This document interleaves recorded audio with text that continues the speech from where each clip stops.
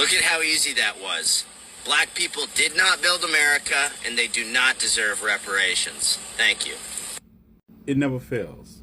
Black people can be somewhere minding their own black-ass business, and some Neanderthalic, narcissistic, nauseating, nondescript, nefarious numbnut escapee from the Caucasus Mountains by way of ne'er-do-well will come along and try to bother our peace.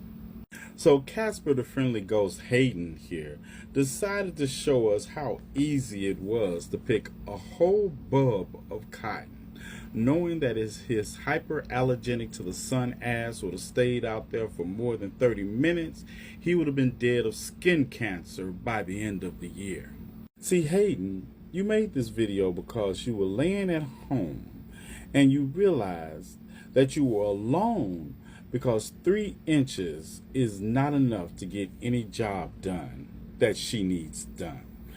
Also, I wish your hyperallergenic to the sun, melon-deficiated ancestors would have thought picking cotton or tobacco was just as easy as you tried to make it seem. Because if they would have thought that, they would have tried to do it themselves. And then we wouldn't be sitting here now in the condition that this country is in with racial disparity, because all your ancestors would have already died out because of skin cancer. I said what I said, and you have the day your 3 inches brings you. Hi guys, my name is Esther Daniel and you're welcome back to the channel. So a white man decided to go on a full-blown rant at a group of black people claiming that picking cotton was easy and that black folks should stop complaining about slavery. And to prove his point, he went out there and started picking cotton. He was only using one hand. Meanwhile, on the actual plantation, enslaved black people were forced to use both hands, and their speed determined whether they ate, got beaten, or worse. And if that wasn't enough, a black woman also went to a cotton field recently, and the internet is not having it. Social media has been on fire over this. Let's get into it. But before we do that, please subscribe to the channel, like and share the video to help the channel out. Know what you're thinking? What on earth is she picking cotton for? If you wanted me to be quirky, I'd say it's in my DNA. Why is that funny? You cannot tell me I wasn't born to pick cotton. Again, where's the joke in all this? Anyway, all jokes aside, I have actually come to love the cotton picking process. I love how you say all jokes aside, as if there should have been a joke there in the first place, but I digress. But there's something to the process of getting home and de-seeding them and stripping the cotton down. That's just so calming. Well, of course it would be calming to you because you get to do it at your leisure, where the people before you didn't have a choice and they were either unalived, they were mutilated, they were left in the fields to pass away, not given food or not given water. So I'm glad this is recreational for you when it was suffering for someone else. My husband is so cute. He came and bought me coffee. We use freshly ground coffee beans. So I guess this is the reverse Uno, where now you have a white man serving you, but you're not serving the white man. Is that the joke? Look what I found. Miss me with that propaganda about, oh, well, she's a Christian, she's voted for Trump. Yes, I am. Oh my. Now what happened to that beautiful, great value Nara Smith voice you were using earlier when you were picking the cotton you just love to pick? Remember? I just love picking cotton. What happened to that voice? Because this one sounds a little ragged, rough, and ratchet. Kinda like you just maybe left an insurrection. That video was not meant for African Americans. It was meant for her target audience because they showed up and showed out in those comments. But I get the plot. You're a black woman, married to a white man, picking cotton on a farm and voting for Donald Trump. So I guess in the end, your story all came together. 1 star, wouldn't recommend. Farmer and picking cotton is one thing, but to come on here and be like, well, it's in my DNA and don't I look good doing it? What?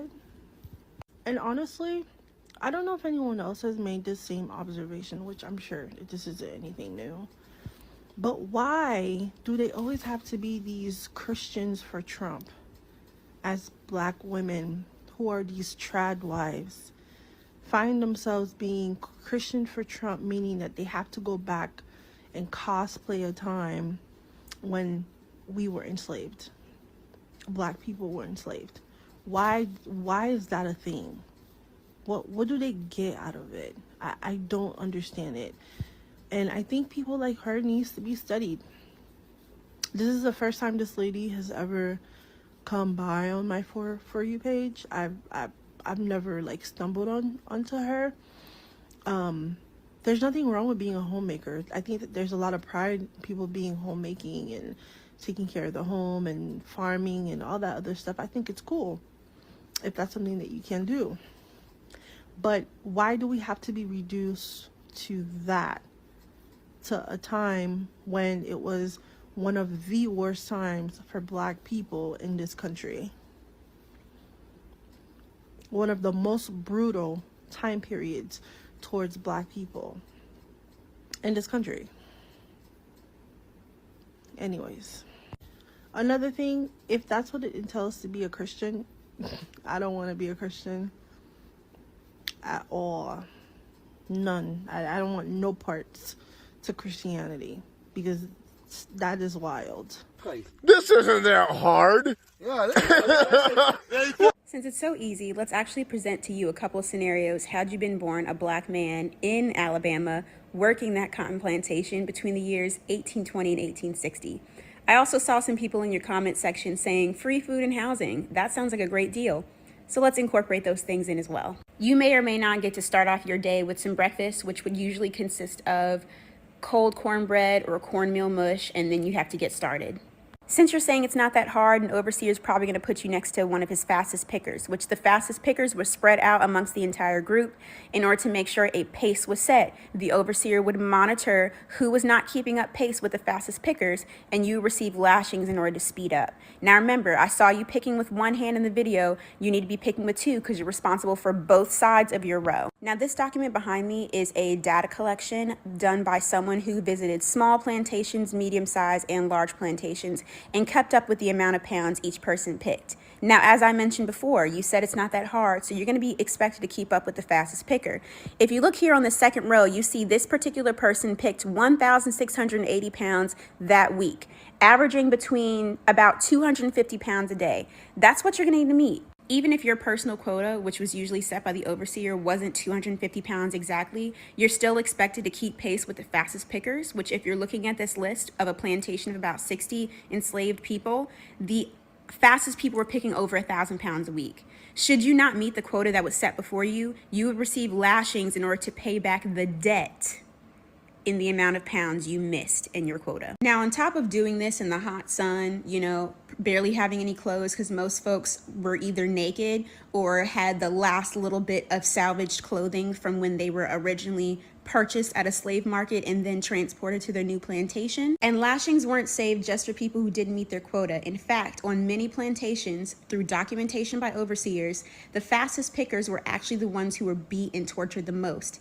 because it pushed productivity forward. Remember, between 1790 and 1860, cotton production went up 400% with a daily percentage rise of about 2%. That's an average. And this is before the invention of the cotton gin. Now, there's no lunch breaks, and don't you dare get distracted by the person having their back lashed to shreds next to you, because you need to make sure you keep working should you end up getting the whip. Carrying a wicker basket with those several hundred pounds of cotton on your back. And on Sundays, which might be your off day, you'd probably have a white pastor come and preach to you, not the story of Moses and how God asked him to free his people from enslavement, because that might encourage resistance, and that might condition you to believe that what's happening to you is wrong. Instead, you would hear biblical passages that would reinforce the idea that you were inferior and what the white person was doing to you was actually just, and they were helping you become more civilized because you were cursed by Cain.